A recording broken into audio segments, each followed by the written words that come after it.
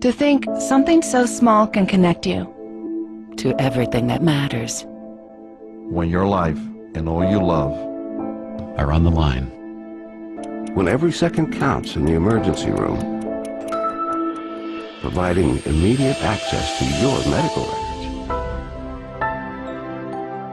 Because Bob has trouble remembering all his medications. Because I'm in love with my kids' kids. Because now I'm looking out for both of us. Because I have diabetes, but it doesn't have me. Because I spend my life in the ER trying to save yours.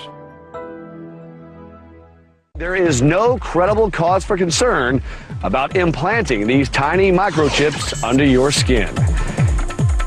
There's been over 10 million pets in 15 years that have had this microchip without any problems. The mark of where we're going to put that chip. Stockbroker Robel Johnson is one of the pioneers. Today he's having a chip implanted in his arm. Okay. Now you're going to feel a little pressure. Okay. If ever he becomes an emergency patient, he can be instantly identified. How did that feel? Fine, that's fine. Okay, great. Doctors think it will soon be as commonplace as vaccinations. You're chipped. Okay. You should play that number today. The scanner powers up. Wave it over the arm. Pulls up the unique 16-digit identification number, and through a serial port that's at the bottom of the scanner, it goes to a computer or a laptop, where immediately my picture, my driver's license information, and my relevant medical records would pop up on the screen. Instead of GPS bracelets, convicts would be forced to have a device implanted. Instead of ankle bracelets, sex offenders might have something like this, implanted. Parents are putting these chips in kids in Mexico, where there's a higher risk of kidnappings. The scanners are put up at airports and bus stations, so if a chipped child is there, police know. I think it's good because it's really fast, the queues go quicker so that you don't have to spend all break queuing up for the food. Your parents can pay online and you don't have to worry about losing your money or getting it stolen or anything.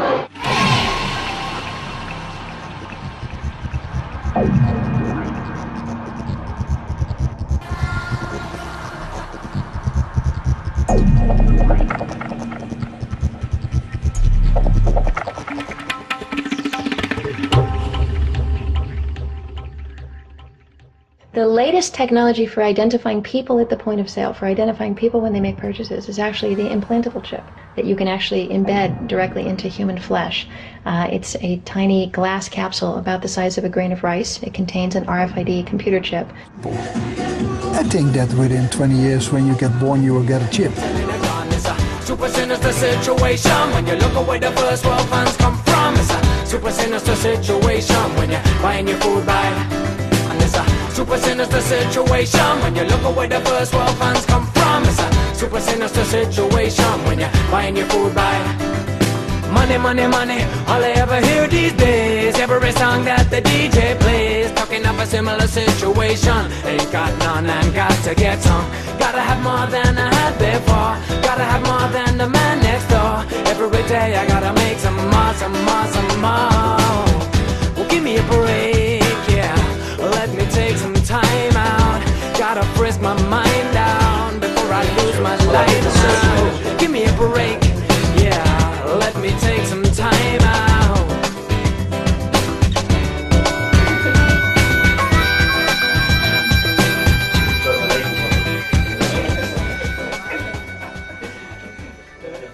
You know, there is an increasing amount of support for a microchip for buying and selling.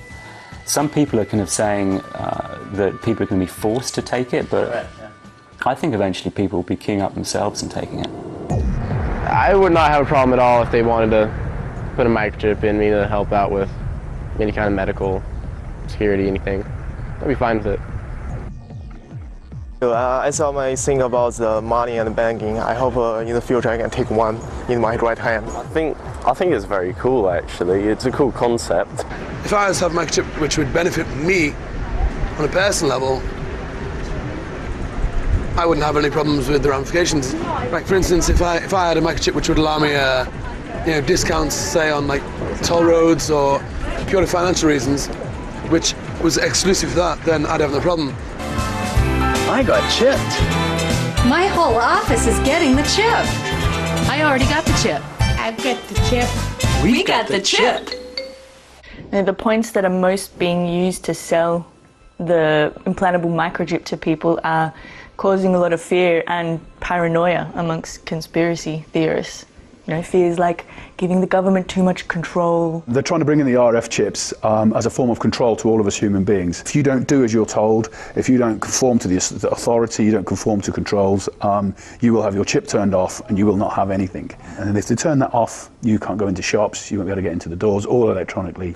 The idea of having one as a thin edge of a wedge as a way of social control and monitoring, I think that's very, very dangerous. When I read the book with Barry Smith, it brought up for me the significance of the Antichrist and controlling of people. That's what it brought up. Second, yeah, the Antichrist. You know, you see these fictional movies and you see their implants and it controls you. First, we take a gloomy, dissatisfied woman. We locate her brain. We insert a few nano chips. Finally, we enhance her to fit the ideal specifications. Welcome to the future. It's a really scary prospect. I'm sorry.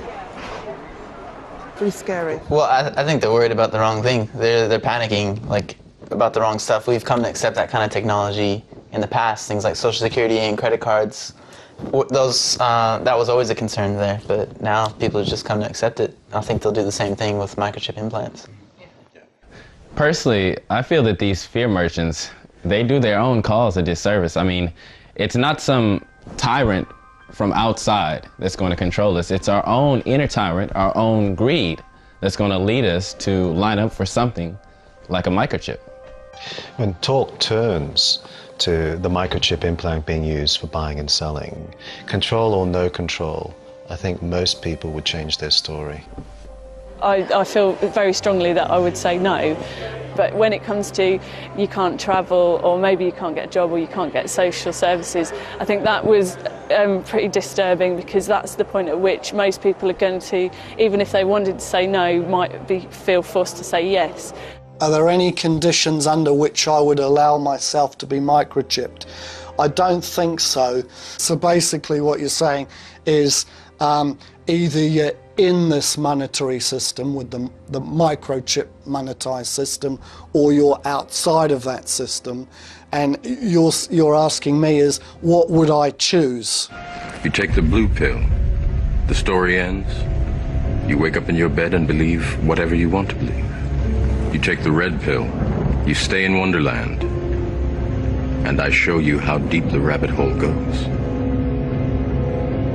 Well, you know, that's a difficult question, because we all like creature comforts, you know, we all like to have a house. My biggest theory is that it's not ever going to be implemented. I think it's very scary what you're talking about with that company, that it put it in your hand and, you know, might get to that point where you need to have that or you can't buy anything, and I think it's very, very scary. I would hope that this company, that it wouldn't get pushed to the point you were talking about, but yeah, that's all I have to say. If it was an essential to life, which again I hope it would never be, I would put it in my body, but I would hope it never would come to that point. Would you take the very chip? No way, no, no. Well, if I had to have one to participate within the community, well, for the well-being of my family, I might be forced to, yes. But I'm hoping it doesn't get to that. Okay, with the Verichip, I would not take it on. I think if it got to the point where if you didn't have a Verichip in you, then you couldn't work, you couldn't earn money, you couldn't pay rent, I guess then there's not much choice but to conform and to go with it. But I don't see that would happen anytime soon, I don't think anyway.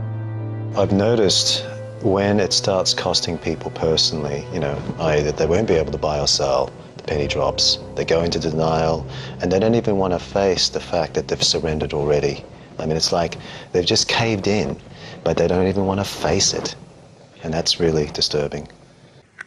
Yeah, the issue that concerns me the most on that is just money in general. You know, whether it's a microchip implant for buying or selling, or just plain cash, people are too dependent on it, and the vast majority of society have more faith in money than they do in God. Yeah, there used to be a lot of talk about the mark of the beast in the churches, but it doesn't seem to be any more of that. I'm a Church of England. My particular church have not discussed about the mark of the beast. The Church of England, I think they're more very politically correct, and they don't want to tread on people's toes. I'm Assistant Minister of Grace Church, Dulwich. Yeah, I wouldn't have a problem with buying or selling or using money in this way. I personally don't have a problem with this idea of having a microchip put in your arm as a sort of, I don't know, credit card that you can buy and sell in clubs or go down to Sainsbury's and buy your food. No, I would not have a problem with that as a Christian. I think you can worship Jesus Christ whilst at the same time having a mark in your arm, yes.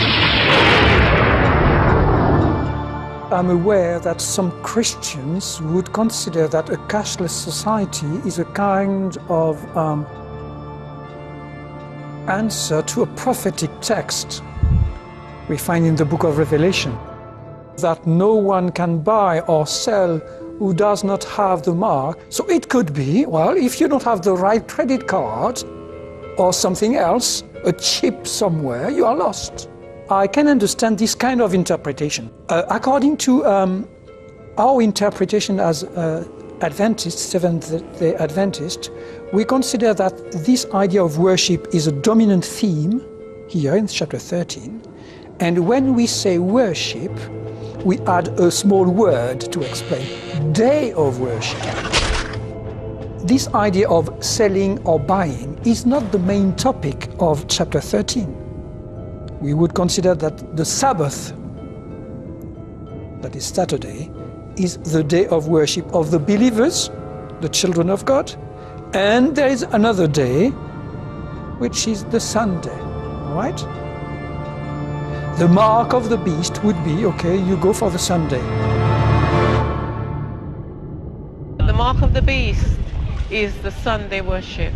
If I was given a microchip to shop and to do what I have to do with, I'll accept. It won't be the mark of the beast. The mark of the beast is when you go against God's holy day. My church has discussed the microchip. When it's given out, if it has nothing to do with the law of God, it can be received and used. Not so many churches have taught about the mark of the beast. They actually are silent about it, and they don't really teach you about it and how to avoid it. My particular church have not discussed about the mark of the beast. If you want to have a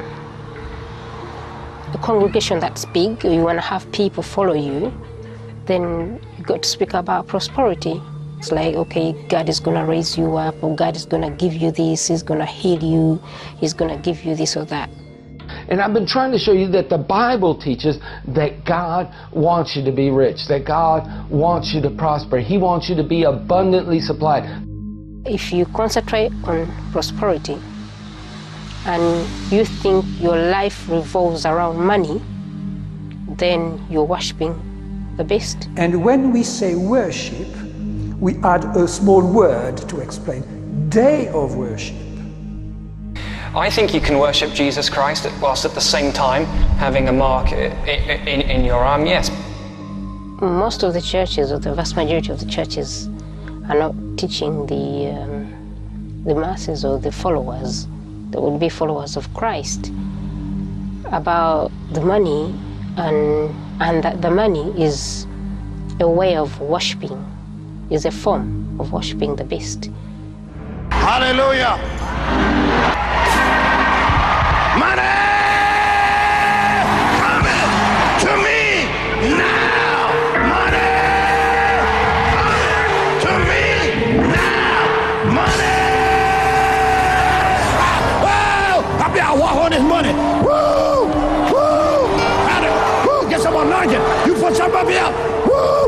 anointing on it. I tell you what, you put something up here, I'm putting this anointing on this money, man. Woo! Woo! Woo! Hallelujah! Club 700 has actually had Very Chip on, who have basically stated, look, this isn't the mark of the beast because it has not been mandated by government. Yeah, it's interesting that we now have something that matches the prophecy in the Revelation about the mark of the beast. You're talking about a chip that goes inside your hand and you use it to buy or sell. Now that's ironic. It's clear that it's no longer some kind of fanciful imagination, but churches have totally lost interest all of a sudden. Yeah. Yeah, like even trying to get an interview with a minister, you know, on the topic of Bible prophecy, is pretty near impossible these days. You know, and I think those that do agree to, you know, to be interviewed, I reckon that they must probably get disciplined about it afterwards, because it shows them up. It shows them up that they haven't got a clue. You know, they don't really know. Well, is it really that clear? Well, what do you mean by that? Well, are we just assuming that it's the connection between the prophecy and the revelation and the microchip implant is really that clear? Well, maybe what we could do is like go out on the street and show people, you know, the Bible passage, show people like the article about the very chip, and talk to people, you know, explain to people about the very chip and see if people see it as clearly as we do. Yeah, why not? We've got the equipment, we've got the resources, we've got the motivation. Let's do it. Yeah. All right. Okay. Did you pat the mic? Have you got any spare batteries? I think so. We've got some tapes. Excellent. All right, London, here we come. Jess, we'll give you a call when we get to town, okay? Take care. See you. Bye-bye. See ya. Okay.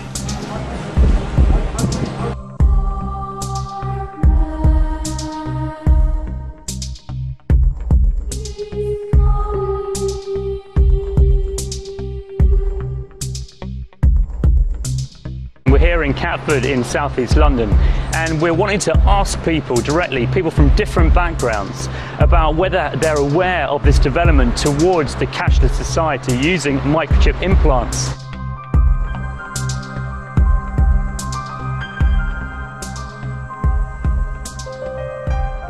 Okay. And it causes all, both small and great, rich and poor, free and bond, to receive a mark in their right hand or their foreheads. And that no man might buy or sell save he that he had the mark or the name of the beast or number of his name.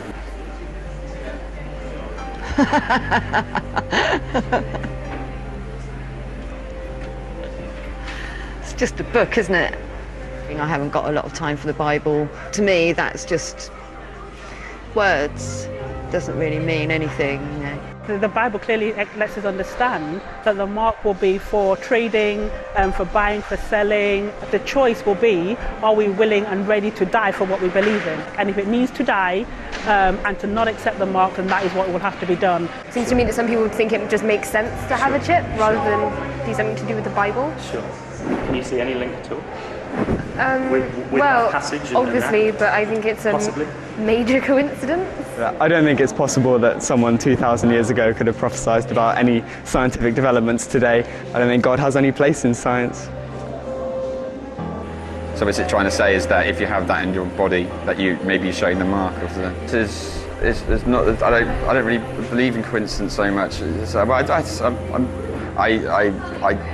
just disagree. For my personal opinion, I just don't think that has any relation to what the financial system is. Why they would put it into barcodes? The number, how that number has any relevance? If it did, it could be coincidental. But if there was some, I don't know, allegiance within the secret allegiance of the financial system around the world who are doing whatever to do this, I think there's a lot easier ways to do this and track our information and track what we do to do that by what we do in our cash machine or what we shop at Tesco's.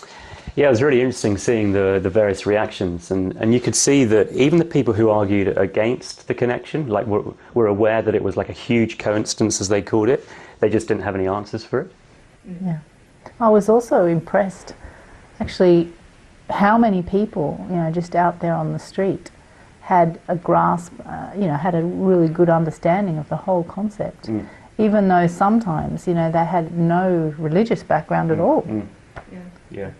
And there are a few people I spoke to who could see that there really would be pressure on them to take this chip. You know, a chip that the marketers and makers of it say they would never force on anybody. Yeah, right. Should we keep watching? Yeah. Yeah. But there is a fine line between that, and I don't see the relevance in that. But I think what you're right, I know it's not your opinion, but maybe it is, I don't know. But I know that we are being tracked and we are being traced and our information is being sold and it is being passed. But whether this has any relation to that, I don't think so, my personal belief. There's no way I'd want to put the chip into my body if it's been said before that it's going to be part of some beast or whatever else it's going to be. So I wouldn't want to do it. I would totally see where this would tie into the whole Revelations Antichrist thing. But I could see definitely how people would think that a microchip could be construed as a mark of the beast.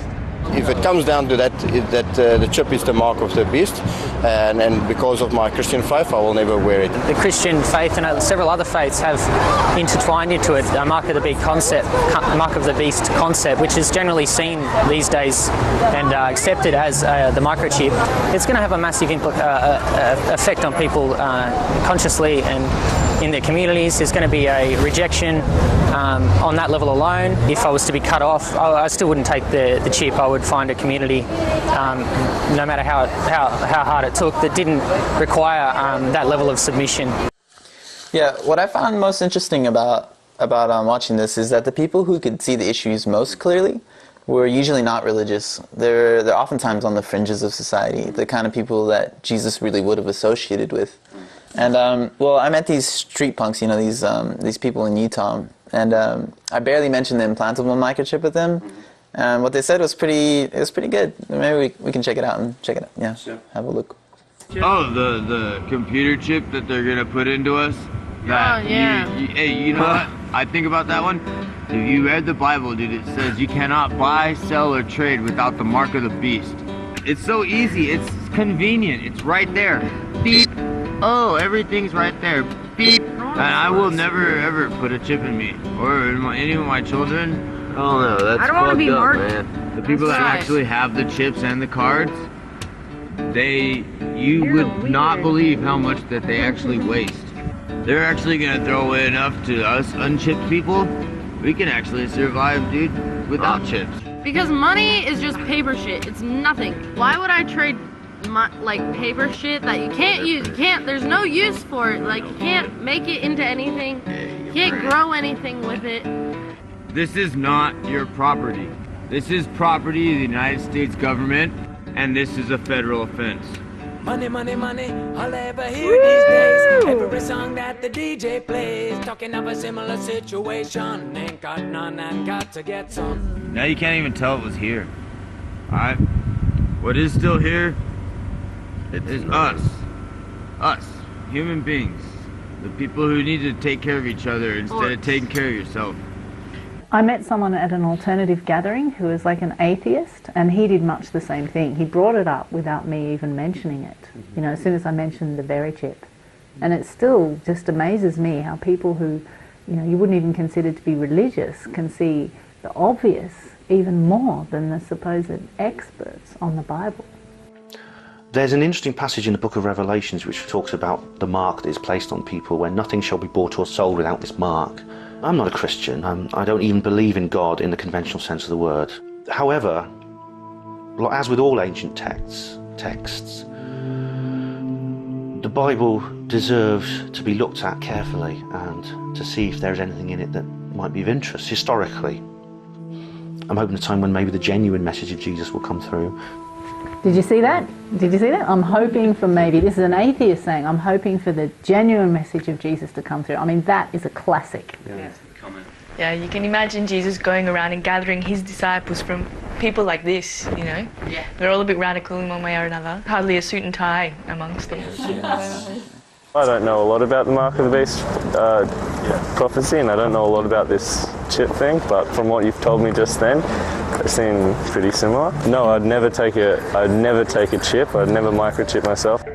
I think it's kind of interesting, like talking about people being chipped in the future. I engage with wild food. Engaging with like the natural world, wild plants, does make you wild in the sense that you want to rebel against standardization, manipulation, control, all these things which I think people are seduced into because they're being manipulated, because the world is so complicated, it's so stressful. Using plants in that way and relating to people in that way just makes you, you will never be ripe for manipulation. You will always rebel. I'll never be chipped voluntarily. They'll have to hold me down, they'll have to knock me out. Not taking the microchip could end up meaning that you would starve to death. I understand that. I'm not Christian myself, and I'm not that knowledgeable about Revelations, but I know that when they talk of a mark of the beast, it's for buying and selling, and everyone in society must bear this mark to operate and function. But there needs to be some resistance to this agenda. On a practical level, if it does end up that most people have got the microchip and there is a few resistors still out there, I think they will be hunted down. They'll be targeted for elimination. I think I would refuse the Verichip under all circumstances, even if there was the threat of imprisonment, the threat of death. People from all religions know that something's wrong in these times. This is the most serious chess game that's ever been played. This game is so cunning, it is so deceptive. You can't say that this is of human origin. It is that in depth. It's the decisions that you make and whether you succumb to the system and just say, look, the pain and the misery that I'm feeling, I'll succumb to, you know, taking the Verichip, and so I can access food. Whereas for me, I'd rather starve and eat rocks before I took it. That is great. You know, it is starting to show that there are actually some individuals out there who've got some character that seems to be so lacking in today's society. The kind of character that would literally be willing to die before doing something that they know is wrong. It seems like a lot of other people, though, have really missed the need to, you know, count the cost. I don't know that they have missed it, though. I mean, you know, how many of them started backpedaling when we raised the question of what will you do when you can't buy or sell? Yeah, the kind of people who have what it takes to refuse the mark, I think they're going to have to be, like, maybe fanatics, if I can say that, like idealists who would be ready to give up everything.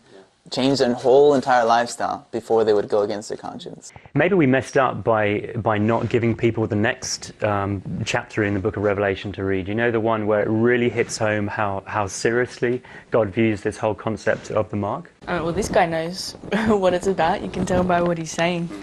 But let me read it out. It says, "And the third angel followed them, saying with a loud voice, if any man worship the beast and his image, and receive his mark in his forehead or in his hand, the same shall drink of the wine of the wrath of God, which is poured out without mixture into the cup of his indignation. And he shall be tormented with fire and brimstone in the presence of the holy angels and in the presence of the Lamb." Yeah, the Lamb in that passage is referring to Jesus. This isn't the kind of lovey-dovey stuff that most churchgoers would associate with God or Jesus, is it? But it's right there in the Bible. Maybe people should stop telling God how to do his business. And if he says there's going to be a day when he's had enough of mankind's disrespect for him, then so be it. Okay, and let me read on. "And the smoke of their torment ascends up forever and ever, and they have no rest day nor night, whoever worships the beast and his image, and whoever receives the mark of his name." Yeah, from that, it seems that accepting the mark is the point of no return for mankind. And I think we're on the verge of that point right now in human history. Not the line in the sand, it's the line in the concrete. That is where it's drawn. I think that is where the soul is lost. It's as simple as that. It is a choice of serve the mainframe or mammon or whatever you want to call it. But there is obviously a definitive line.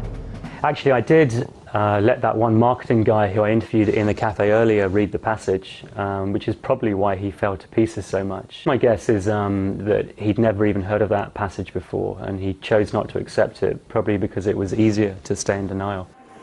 I don't know. I think that's very negative. I don't like to think that these things are negative. I wouldn't want to read that paragraph then think that's a negative thing. Just to take that leap from reading a warning sign to actually taking it to factual facts that it's happening is a massive leap of, I don't know, for me I think that's a massive bit. I can see it as a warning, and there's loads of sections which, you know, this is what we experience in this time and whatever, and take heed of this, but I don't think it's that translatable to now, I don't think, for me. Yeah, I think it's interesting that the verse about not taking the mark of the beast is followed by a verse which talks about people dying for their faith. I mean, that's what it's coming to, you know, and that's what people don't want to think about. But here, let me read it. Here is the patience of the saints. Here are they that keep the commands of God and the faith of Jesus.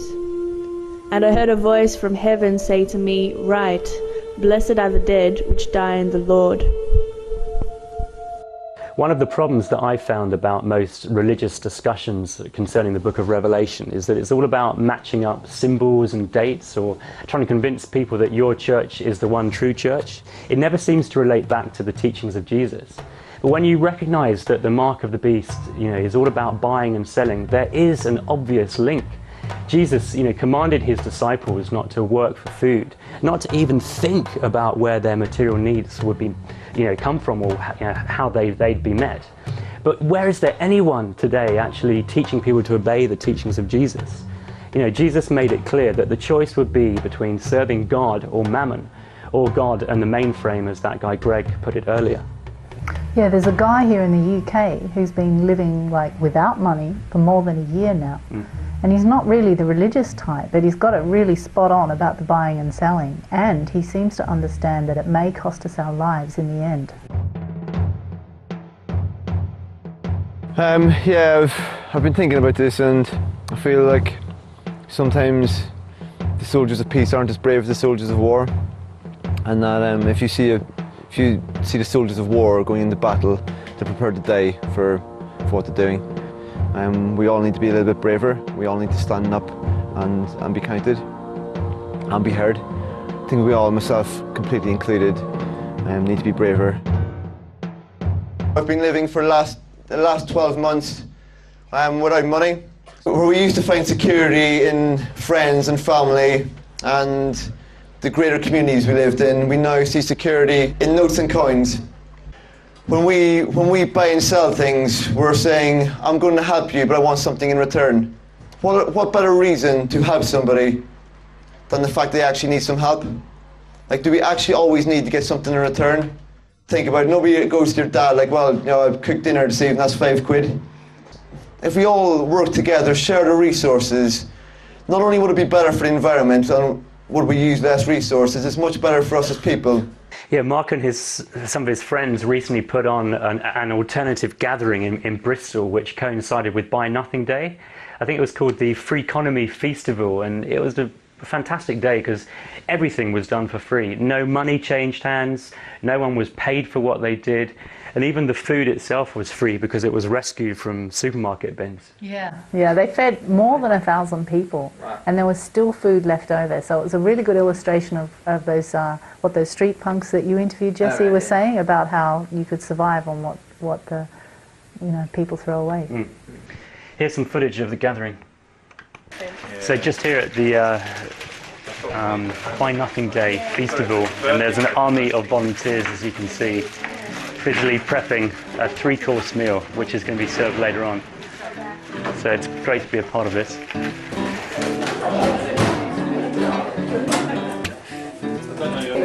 Most of the food that I get is from the back of supermarkets. About 90% of all the food I eat, gets found. I'm just amazed that all this food goes to waste. Do I live to work or do I work to live? And do I give to earn or do I earn to give? And if I do my best for society, will they care about money or will they care about me? I think this is wonderful. It's really nice to all be under the same roof. I'm a language teacher, so I brought loads of sort of French books and dictionaries and textbooks and stuff like that I don't need. And I found chocolate spread, so I exchanged it linguistic for chocolate spread. There you go. My first experience arriving and finding that everything's free. I think it feels nice to yourself to have donated something that you don't need anymore and then take something that you actually need. No, this is a new experience for me, but I would happily, you know, as long as it's still healthy, it's not going to make me ill, I have no qualms about eating food that's out of date. It was much nicer than going into a shop and exchanging money. Hello! Can I have everyone's attention for 40 seconds maybe? I know there's a wonderful clothes swap going on. What we're doing is we're doing a clothes swap. So basically any clothes that you like them, they're good clothes but you just haven't worn them for a while. You bring them along, trade them in, like this nice, jazzy waistcoat. Yeah. And then see if you can find anything that you like. I think it's a fantastic way of kind of making an active decision to kind of not involve money in things. You know, you don't need money if people are prepared to share and swap. A whole new word, swap. Swapping. Sounds slightly Dutch. Swap. Yeah, good. We're swapping today. Swapping. Yes, it's like shopping, not quite. It's just a really fun day. It's so nice to see so many kids. It's so nice to see so many people just really enjoying themselves, and also the slight bewilderment on people's faces when they're like, so I can just take this? It's like, well, yeah, it didn't cost us anything, so just take it away. People are surprised that everything is free, but it's just proof that it can exist and it can happen. Money's a pain in the neck. It's useless. It's like controls people, turns people into, I don't know, things that they don't want to be. Just doing whatever is thrown at me really. I was helping with some furniture being brought in, just chopping some potatoes now and clearing up later on, and anything that needs doing, I'm up for doing it. I think I'm powering up the music system. Not sure how. Certainly, I think like people's generosity of spirit is always there. Just needs to be given the space to sort of freely flow. Ooh, shining eyes still see. Ooh, docile dreamers roam. Ooh, have it all, but the best from me. We got home, we got barracks and drones and a rich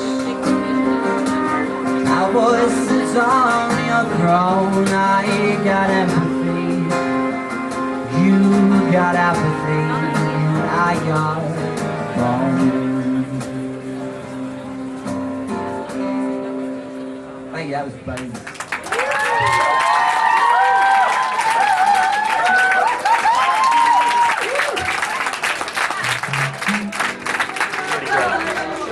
Yeah, it has been a bit overwhelming, to be honest. I felt a bit emotional earlier, just like everybody giving their time for free.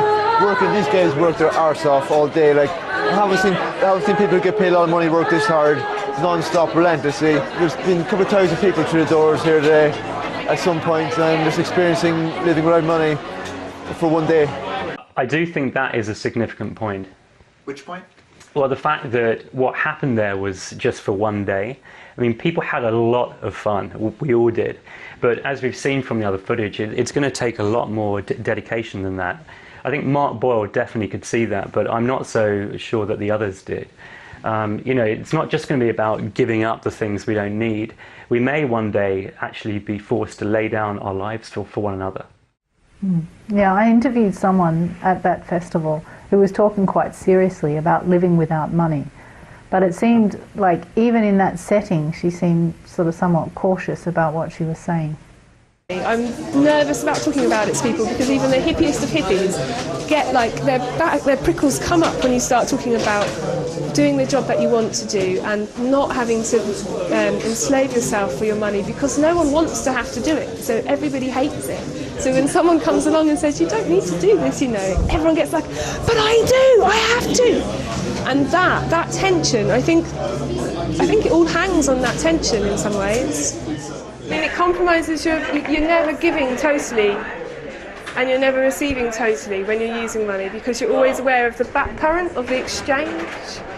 But when you don't use money, if you just are giving something and you're not thinking about what you're going to get back, it's a full-hearted give. If you have to acknowledge to yourself your vulnerability, and you cannot pretend that you're not vulnerable, when you've got money, it masks over your natural insecurities, the needs that everybody has. We all pretend that we don't all share like these basic needs, and we can get away with that with money. But when there's no money, you're much more aware of how dependent on each other you are, and you're much more open in your vulnerability, which is a much more heart-centered, it's a much braver, much more heart-centered way to live. Well, it's almost like a spirituality. There's that guy in the States, it is a spirituality for. Yeah. Yeah, I actually got an interview with Swello where he lives at his cave in Utah. He's the guy who's been living without money for 10 years, right? Yeah, 10 years, yeah, that's right. Dang. This is like my home base here. Like I have a cave here, and I usually stay here in the winter time. The cave's small, so I can keep it warm in the winter pretty easily.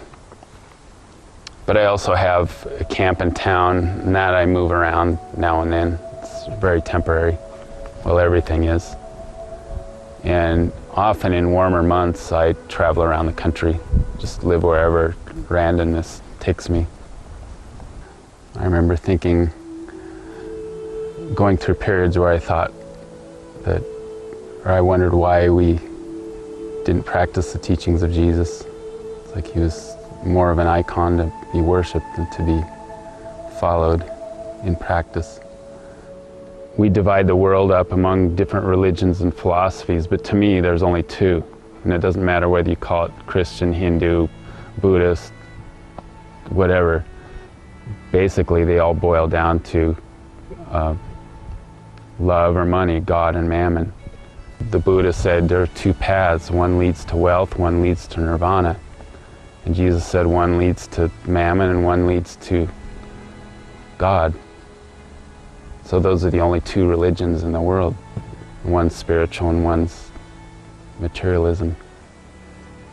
Oh, there are no grounds under which I would allow myself to be microchipped.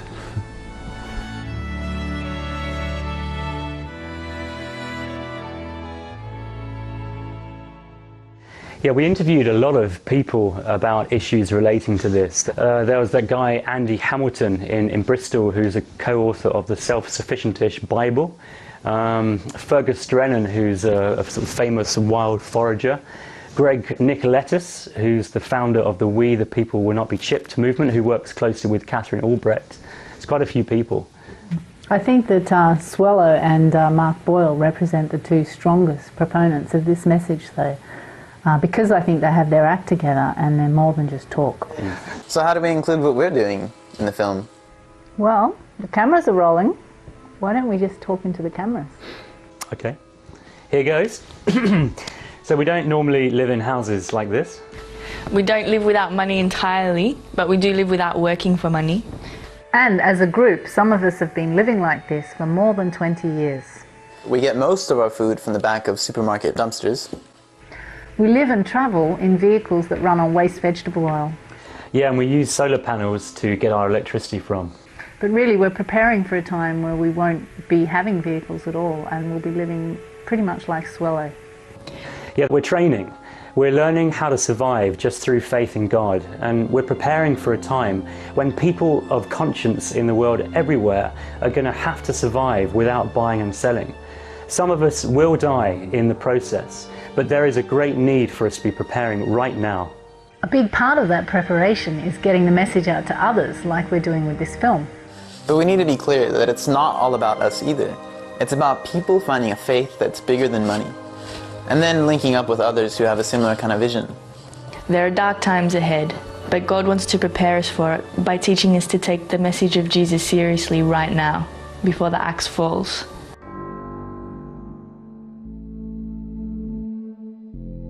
It is necessary that you take this disc out that's out in the street, make a copy, make 100 copies. It's for everyone.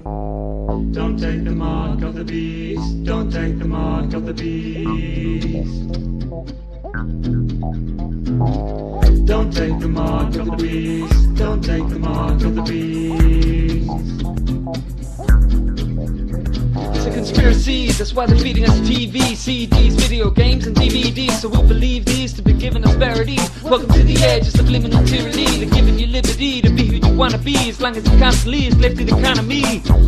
It's corporate thuggery. Soon they'll be giving you microchip technology. If you wanna be free, then please leave this scene. Flee your ID from the beast PC. These prophecies will release the remedy, but if you practice them, you will be caught a radical enemy. Keep your energy clean and redeem peace free. We believe the green breeze means deeds. We sold the seeds to achieve a real peace, but we will never take the mark of the beast.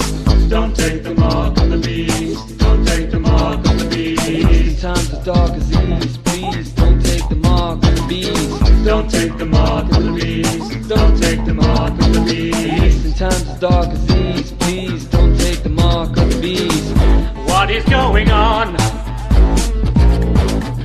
We got a choice in store that'll count for oh so long. One chance to make it right. One path that leads to life. One path that leads to fire. Yeah. Will you stand up for truth or sell your soul for high?